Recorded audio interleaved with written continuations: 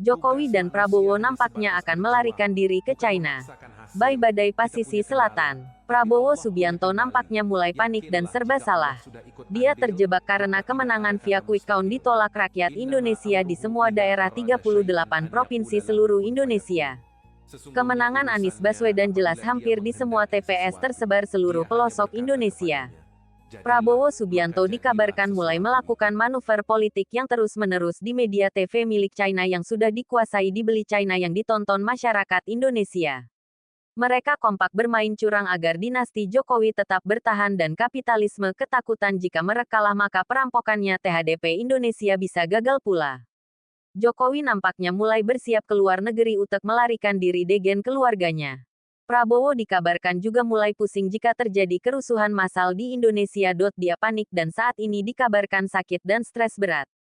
Prabowo Sengkuni bisa lari ke Jordania melarikan tanggung jawabnya kembali SPT saat terjadinya reformasi. Dia berkhianat THDP keluarga Soeharto yang membesarkannya.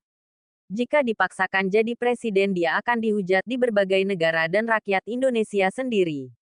Prabowo Subianto akan memimpin Indonesia dengan pembantunya menteri yang dikep merampok milik kemenangan Anies Baswedan dan kawan-kawan.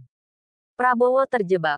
Dia sadar 2 kali dipatahkan oleh kemenangan kecurangan pemilu oleh gerombolan Jokowi kelompok pemodal asing di belakang semua ini. Prabowo sadar rupanya SPT itulah permainan Jokowi degen kelompoknya sadis curang dan busuk. Mereka merampok arti sebenarnya dalam bernegara. Etika hukum dan rasa kemanusiaan dilanggar. Hak demokrasi rakyat Indonesia dilanggar dan disodomi. Prabowo dan Jokowi 2 perseteruan yang akhirnya berkawan. Sang penipu dan pengkhianat bersatu. Prabowo sang pelanggar HAM dan Jokowi sang pemegang ijazah palsu UGM. Indonesia dirampok degen cara bisnis dan sogokan. Tanpa perang yang berdarah-darah seperti Zionisme. Yang perlu dipahami Prabowo tentunya sadar dengan cara itu pada tahun-tahun sebelumnya tahun 2014 sampai tahun 2019 dia dikalahkan Jokowi dengan sistematis seperti yang terjadi di saat ini.